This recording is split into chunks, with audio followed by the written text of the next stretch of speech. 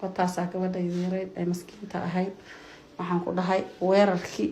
oo la rabay in lagu qariyo beenta lagu qariyo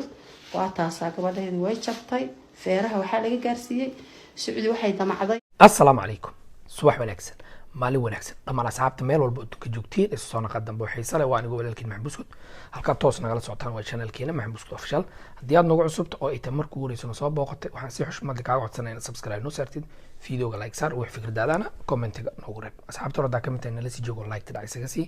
aad u mahadsantiin kuna soo dhawaada channelkeena oo ay tartiib u qaba si toos ah ugu kabantid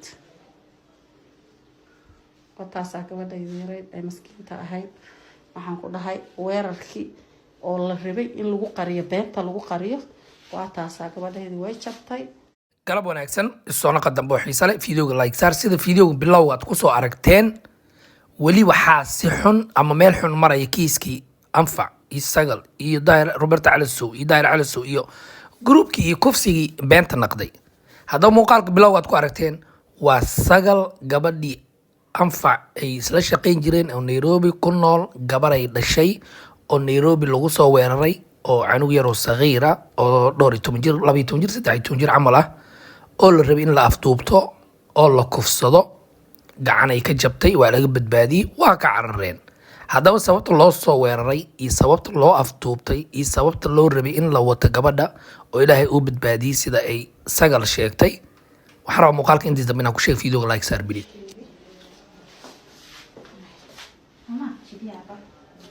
oo ay tartiib u qaba si toos ah ugu kabantid qotaasaa gabadhayda yareyd ee maskiinta ahayd waxaan ku dhahay weerarkii oo la rabay in lagu qariyo beenta lagu qariyo waa taasaa gabadhayda way jabtay feeraha waxaa laga gaarsiiyey Sacuudi waxay damacday afduubtay bay tiri oo loo afduuban rabay oo la rabay in muuqaal laga duubo in oo la kufsado si loogu qariyo kiiskan anfac ee beenta naqday kiiskan anfac ee beenta naqday maadaama ay sagal ay ahayd qofka ugu horeeyay oo ka soo horjeesatay qofka ugu horeeyay Soomaalida soo fadhiisato tiri gabadhani waa been lama kufsan anay ila joogta anaa og meesha sheegaysa ma aadin waxani waa been iska ilaaliya qoftii ugu horeeyay soo tiri laakiin Soomaali ma aysan dhageysanin oo Soomaalida waa dad iska qiir Japan oo markii gabar ay soo oysaba iskala ooynayo markii gabadha soo hadashay bilina soo been ba sheegaysa gabadhana ka soo horjeeda gabadhana ka xuntahay gabadha sidaasi looga hor imaaday sagal haddaba kiis Sacuudi waxay damacday in ay gabadhayda baabuur xoog lagu saaro si de wixii beenta ahaa oo aniga sheegay la dhaho gabadheedina nafsigaas ugu dhaco waa la kufsaday Soomaaliya sir badan baa idin haya cadeyma idin haynaa dawladda waxaan ku jirta waxaan ku dhahay cid safri karta malaha wuxuu sii maraya meesha ugu darneed anfac kiiskeedii booliska ayaa waxaa loo geeyay fiidiyoogii beenta ahaa oo kufsiga ay oynaysay oo codka la soo saaray Roberto Calisow raaligeli originalkiisa ee gabadha oramadeeda booliska loo geeyay haddaba booliskii fiidiyoogii markay arkeen anfac iyo sagal booraysiyaal badan iyo baaritaana ku socdo haddii kiiskan uu ku caddaado anfac xabsi weyn waxaan ku dhahay cid safri karta malaha airportkana kama safri karto anfac kamana bixi karto gaari ahaanna uma bixi karto gabadhayda waa la kabaaya iigu soo duceeya waxaan ku dhahay qof beena oo qalad beena sameeyay in baaritaano badan iyo waraysiyo badan ayaa ku socdo anfac iyo sagal labadaba booliska Kenya maalinba mid bay waraysanayaan kiiskan hadeertan 98 wuxuu u badan yahay in uu been yahay booliskan way arkeen Soomaalida oo dhan way arkeen waxaa lagu xukumi doonaa sida la rajeynayo anfac xabsi aad u dheer iyo lacag badan oo magdhawa maadaama ay been sheegtay ayadoo ku nool wadanka Kenya magaalada Nairobi haddaba wiilkii kale ee joogay maxalay Mareykanka ee kiiska lagu eedeeyay Roberto Calisow aabba Soomaaliyeed family xaas leh caruur leh oo asagana u dagaalamay si magaciisa iyo sumcadiisa aan loo ciyaarin oo rabay inuu is cadeeyo asagoona ogaa in waxaan ay wax la soo abaabulay yihiin oo been tahay haddaba asaga waxa intaas mar 100 u saarnaa mar meel u saarnaa oo rabay magaciisa inuu nadiifsado xaas uu leeyahay iyo caruur uu leeyahay oo ku qasbantahay xaaska dii ay waxaas fuustaas lagu soo riixo inay is cadeysid laakiin ninka Roberto Calisow la dhahayo mid aad u qaldan yahay oo anigan ku dhaliilay waxay ahayd daahir Calisow asoo fuusto ku soo riixay oo daahir la dagaalamayo oo daahir rabo inuu iska dhiciyo oo runtii inuu cadeeyo ayaa qolka hana abuukar ayuu koray. hana abuukar qolkeedan koraa daahirna waxaan rabaa inaan iska dhiciyo. dee hana waa shaqaalaha daahir. hana abuukar shaqaalaha daahir waa daahir hoose maata qolkaas xiratin dhawaa xiri daahir u shaqaysaa daahir amro. sidee marka ugu dhiiratay adoo daahir isaysiin hana qolkeeda inaad kortid waxaa lagu qaatay qolkaaga inaad furutid meesha ku garbaxdid meesha wixii jira aad ka sheegtid intaad hana u tagi lahayd adoo daahir ka dacwoonay hana u tage mustaxiil adoo live ka saaranay mood gal inta la soo waca waxaa leeyahay saas ka xanaajiyo ninka karkari kiiska la daahir ka amar qaadata wallahi waxaa lagu dhaami garay yaqaanaysaa ayaan qolkiisa inaad tagtid ama adiga qol soo furutid marka waan dareemayaa adigana dhibka kusoo gaara waa ka xumay laakiin waxaan kugula talinayaa inaad maxkamad la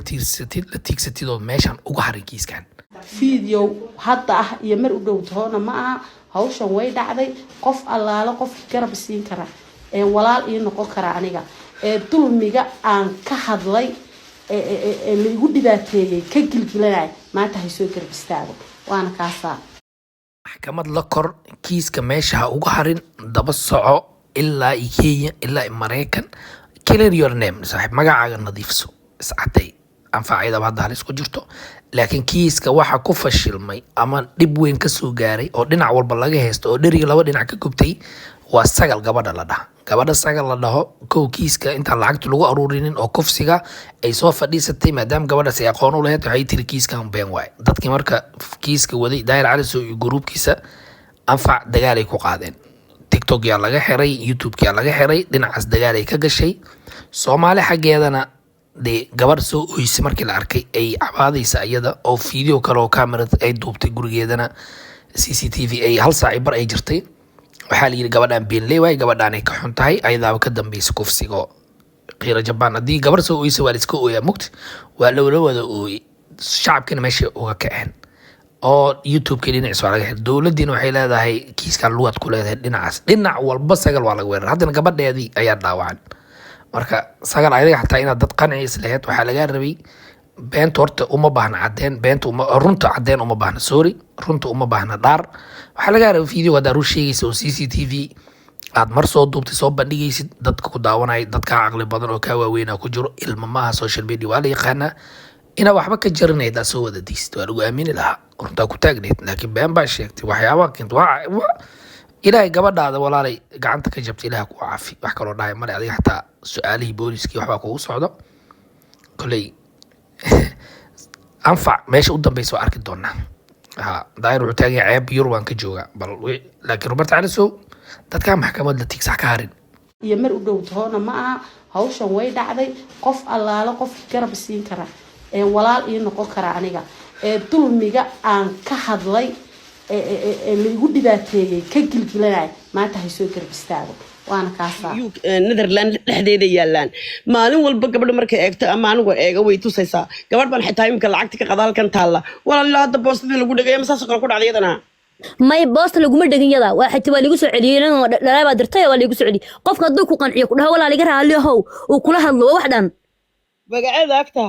waxaa ku qoran canab jilico baa ku qoran akoonka lacagtan ku dirnay oo Birmingham ay noo soo qortay qofka lambarkii noo soo qoray Ali Cabdullaahi maxaa ka qaldanday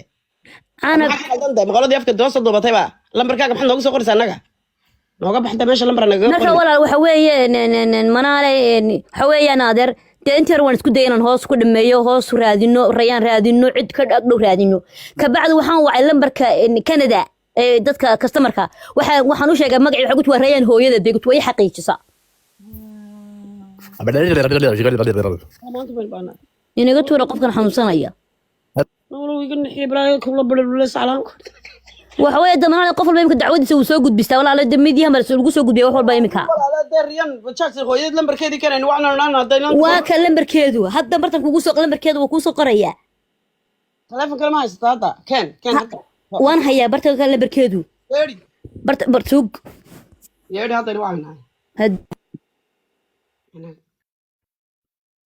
أنا قبضت سلامت العقد ضد كذا سيسوي محل قدام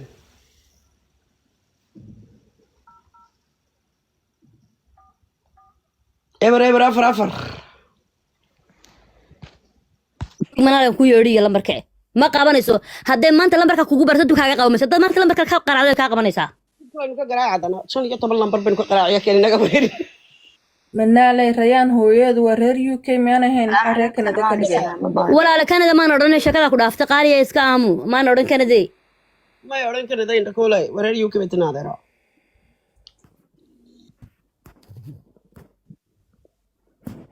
suuq lambarka waa kan WhatsApp kala ku sheegareysta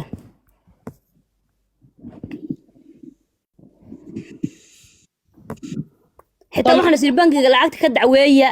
dee howlo badan waqti bay qaadanaysaa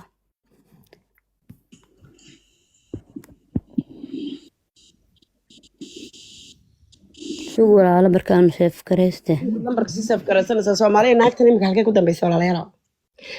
walaala waa ku salaam naagtan waa dhimatay dadka dhow laakiin ibay ma la yaqaan waa la dilaa dhow shaqada soo keentay reer xamraw ninka soo keentay waa dhimatay dadna ka hada wallahi aga harin maayo aniga ada teamkaada aan fahmay namaalay aniga teamkaan aaminsanin markaba hore manaa lambarku waxa weeyaan waad garanaysaa faraha UK noqonaya waa dhimatay lamayana waa suuxday manaa lambarku waa 0044 waad garanaysaa lambarka UK way 0044 soo maahan bilowga hore 7404 0805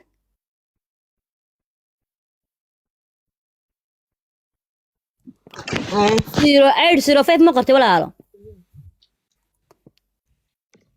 11 baa u dambeeya 11 okay ma qabanayso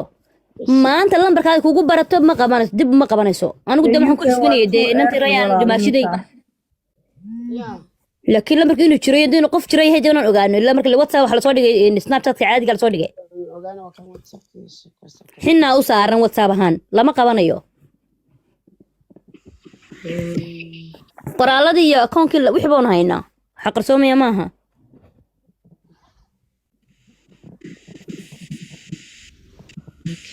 okay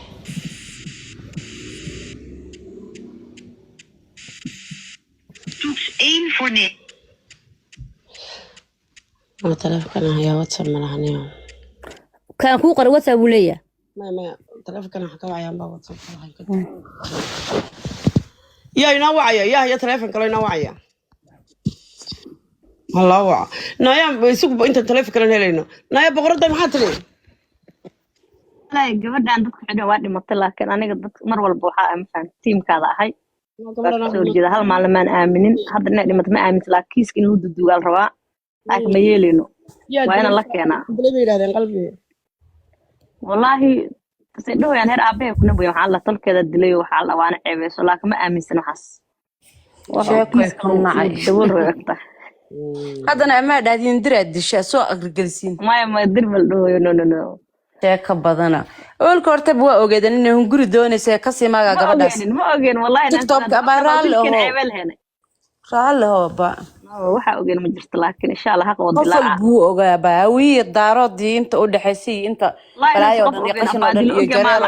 kulligiin waa wada ogeedeen gabadhaas miskiinta TikTok-keeda iyo waxay hawada ka wada saarteen kulligiina isku tagteen ma u soo celisiin hadeer qofka ka saar wala yaqaan anka ma saarna walaalay macaani caadiska dhig qofka saar wala waxa ma ha inantii waxay doodaysaa iyadoo magaceedii sagal bad doodaysa qalbi maxaad sagal u doodi naagtii dhameede hawshan keenta waa in la naaybe naagtii nala raadi sagal iska daa naagtu way xiran tahay de booliska hayo soo nilama sheegin naagtu xirno farax naagtu way xiran tahay cadana lagu tusay inay xiran tahay fartaay way xiran tahay yaa ku tusay walaalay kolley qofka kalsoonaa ii sheegay haddii dadkan lama aamino ma fahanti waxaan ay sagal kaliya ta og tahay ay leedahay waa la xiray ummadii Soomaaliyeedna ogeyn maxay tahay cadaynta oo rabnaa deen goorma la xiray lamana xirin naagtana waxaan meel isla wada ogaa walaal naagtana bay magaalada kama bixi karto way dhuumatay inta way manaysaa ma xidhnaa booliska sidaas wax kasta aamin Soomaaliya wax kasta leedisho caqligiina lagu ciyaari ma fahanti lama xirin baa la yiri anigu tan u baahana naagta cadaalad rabnaa inaan helno horta fiiri horta salaam calaykum maxaa lagu daraa horta idinku waxaan i weydiinayaa qof walba waxaan u malaynaysaa sagal inuu ataagayo sagal dembiga ee gashay maxay tahay wala anigu ma haysan aniga sagal ma haysan banaagtana haysan sagal kan wala aaday ma sagal baan ka hadlay anigu hadda ha maya ana u malay ma aqaan anigu sagal kama hadlayna godhan raadinayna walaal ما يدي والله gabadhanan وقطتها ما كقعدنا بالسوشيال ميديا قبلها سنبال ليستا قبلها سنبال القطقطة قبلها walaal anigu isaga kuma hadlaynina gabadhan mucjisada ah inta magaalada timida shib la yidhi baan hadda raadinayna miyaa la xidhay ma xaggay qabatay naagtii ma la soo qabtay gaari ha dardaro masiibada tuugi ala soo hayay ayadaba lacagtii way kala goosteen midhaa guriga isku xirtay ya waxaan daahir ala soo way ka dambeeyeen waxaan lacagtii inay shiraako ku noqdaan hadday ka dambeeyso dad la aamusay aaway markaa naagtii jaal raadinaya dee boolis maanta waxaa la sheegaya suuqa la soo geliyay kolley intaa la garama raadinaya cid hadal haysi cid raadinaysana ma arka ilaa ninkii ay ribaysay ilaa soomaalidii dhammadii ribaysay ilaa balanbalkii hoogii ilaa anaa dhegeystay xalay miyahayd mise habeen hore maruu meel ka hadlaayena loogu kale naga mucjiso loogu aamusaya ku soco manaale inankii hadlaayaan dhegeystay oo dulkii la garnaqsanayo dhahaya maxaad waay idinku u leedihiin iminka inantii wax lacag bay kuu heshay maxay haytoon kuu ducaynaynaa aniga ma ay dareemaysaan waxaan fiil garaynaya calshaan dhibaatadii soo gaadhay inta laagta yaa dareemi kara meel ma mari karo weji kastoo iga soo horbaxaa gaal iyo muslim waan ka xishoonayaa yacni oo u hadlaaya yacni ma garanaysa si xanuun leh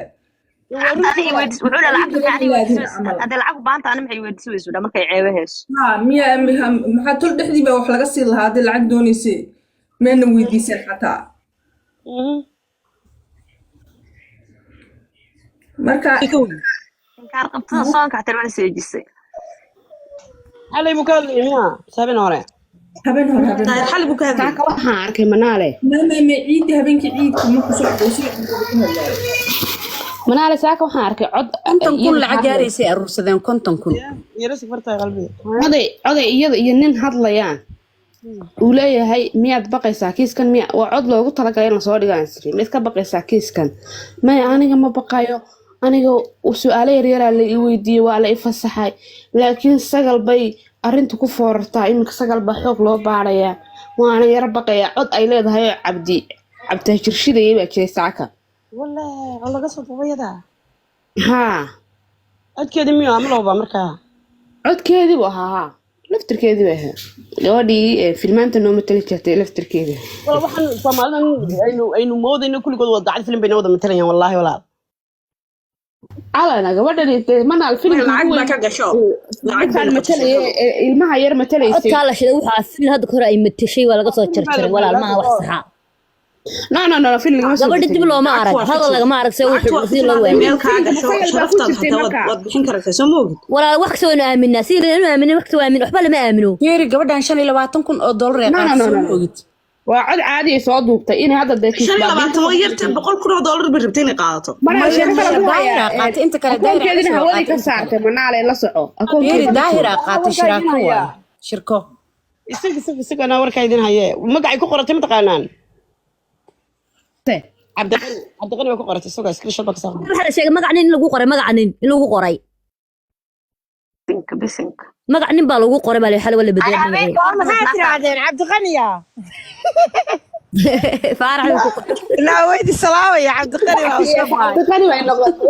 ka qaadnaa wardiso cabdiqani baa radayba inna lillahi wa inna ilaihi raaji'uun cabdiqani waa ku qoratay xal inta wala qalkiisa waa jooga screenshot la ka soo qaadatay ay dhahay been baynu ka sheegnay waxay u yaabna habeenka hooyada la soo saara meesha oo daar la hadlay wuxuu dhahay magtahay meesha ma aaday meesha ma ka hadlay luuq iyo soo gal kulaha markay rabto si fiican u hadlaysaa markay rabto xilada waa baqaaya in wax sheegto horta gabadhan waa beenley waa kada ibley waa inaa maxkamadda soo saara tiktok wallahi ummadda Soomaaliyeed naagta maxkamadeed maxkamad ma aanay dawladdeeba ka baxsaneen dawlad dhan ay been sheegtay waa lagu dhaxoogay FBI Mareykanka markuu hadlayo wuxuu dhahay anigu 5 qof ma ka hadlaayo xitaa qof dacwad baa iga socota laakiin dadka inta kale waan ka hadli karaa waana igala hadli kartaan haddii ay doonaysaan 5 qof inaa ka hadashaana waan idinka degayaa idinka iska wadanaya sheekadiina